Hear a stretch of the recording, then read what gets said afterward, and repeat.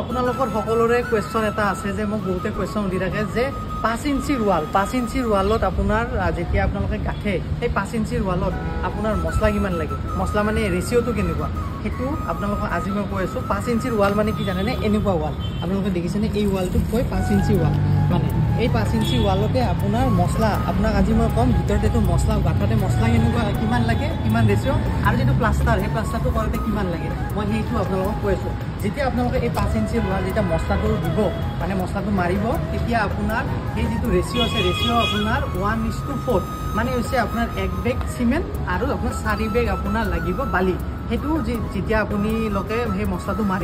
মাৰিলে তেতিয়া সেই মছলাটো আপোনাৰ বহুতে ধুনিয়া মছলা হয় আৰু আপোনালোকে চাব যে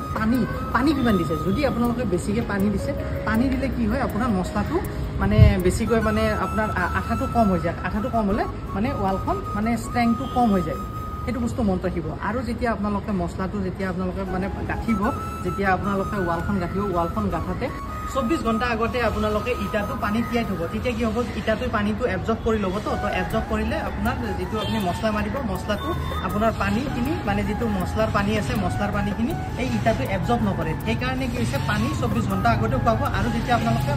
মানে হেৰি কৰিব মছলাটো দিব ৱালখন গাঠিব তেতিয়াও আপোনালোকে 1 ঘণ্টা আগত পানী অলপ মাৰি ল'ব তেতিয়া মানে আপোনাৰ ৱালখনৰ ষ্ট্ৰেংথটো ভাল হয় আৰু সেকেন্ড এতিয়া মই আপোনালোকক কৈ আছো যেটো আপোনালোকে এই যেটো দেখিছে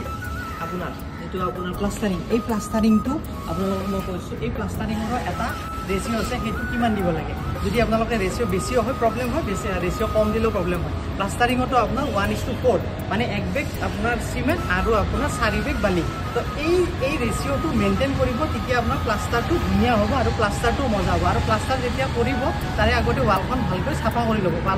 সাফা কৰিলে পানী চানি ভালকৈ খুৱাই ল'ব লৈ আপোনালোকে প্লাষ্টাৰ কৰিব নহলে কি হ'ব ক্ৰেক ডেভেলপ হ'ব বুজি পালে আৰু আপোনালোকে যদি যেতিয়া আপোনাৰ মই আৰু এটা কথা কৈছো এই যেটো প্লাষ্টাৰ কৰিব এই ৱালখনৰ প্লাষ্টাৰ কৰিলে যেটো থিকনেস থাকে সেই থিকনেসটো মিনিমাম বা মানে ভিতৰৰ ৱালখন মানে এই যিখন ভিতৰৰ ৱাল আছে এই ভিতৰৰ ৱালখন মিনিমাম আপোনাৰ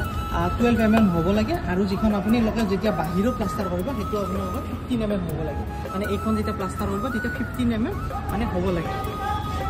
15 mm হলে আপোনাৰ ধুনিয়া হয় 12 mm ভিতৰত দিব আৰু 15 mm বাহিৰত দিব তো আপোনালোকে গম পালে যে কেনেকে আপোনালোকে ৱাল প্লাষ্টাৰ কৰিলে আপোনাৰ কিমানখিনি ৰেচিঅ' লাগে আৰু এই ৰেচিঅ'খিনি মেইনটেইন কৰিব তেতিয়া আপোনালোকৰ যিখিনি কনষ্ট্ৰাকচন আছে এইখিনি ভাল হ'ব আৰু আপোনালোকে আমি এইটো কনষ্ট্ৰাকচন কৰি আছো তো আমাৰ এনেকুৱা কিছুমান মেইনটেইন আমি কৰো তো সেইকাৰণে আপোনালোকক দেখালো তো আপোনালোকৰ যদি এই ভিডিঅ'টো ভাল লাগে তেতিয়া হলে ভিডিঅ'টো লাইক শেয়াৰ কৰিব আৰু যদি কোনোবাই এনেকৈ কৰি আছে তেতিয়া হলে তেওঁক সাজেশন দিব যে এনেকৈ কৰক আৰু কিয় বহুতে নাজানে আৰু এটা কথা আছে ইয়াতে মই কৈছো কিছুমানে কি হয় সিমেন্ট বেছিকে দিলে বা বালি বেছিকে দিলে ভাবে কি যে আপোনাৰ বহুতে ভাল হয় প্ৰজেক্টটো এনেকুৱা নহয় আপোনালোকে সিমেন্ট বেছিকে দিলে বা ৰড বেছিকে দিলে বা বালি বেছিকে দিলে যে আপোনাৰ প্ৰজেক্টটো ভাল হ'ব এইটো কোনো কথা নাই তাতে আপোনাৰ যেটো ৰেচিঅ' ন এই ৰেচিঅ' মতে মেইনটেইন কৰি গলেহে আপোনাৰ প্ৰজেক্টটো বহুতে ভাল হ'ব তো সেই বস্তুটো ইম্পৰ্টেন্ট নহলে কি হ'ব আপোনাৰ প্ৰজেক্টটো বেছিদিন নাযায় 10 বছৰ পিছত আপোনাৰ ক্ৰেক ডেভেলপ হ'ব আপোনালোকৰ বহুতে চাব যে আপোনালোকৰ ঘৰৰ মানে ৱালৰ যেটো জইন আছে তাতে ক্ৰেক ডেভেলপ হৈ যায় তো সেই বস্তুটো এইবিলাকৰ কাৰণে হয় তো আপোনালোকে এনেকে বস্তুবিলাক কামবিলাক কৰিব যদি আপোনালোকে নাজানে তেতিয়া হলে আমাক ফোন কৰিব পাৰে আমিও এনেকে কনষ্ট্ৰাকচন কৰো তো আপোনালোকে জনাব পাৰে কেনেকে কি আছে আৰু আপোনালোকৰ বাজেট অনুযায়ী আমি কামবিলাক কৰাই দিও আপোনালোকৰ তো এতিয়ালৈ আহিছো নেক্সট ভিডিঅ' আপোনালোকক লগ পাম তো বাই বাই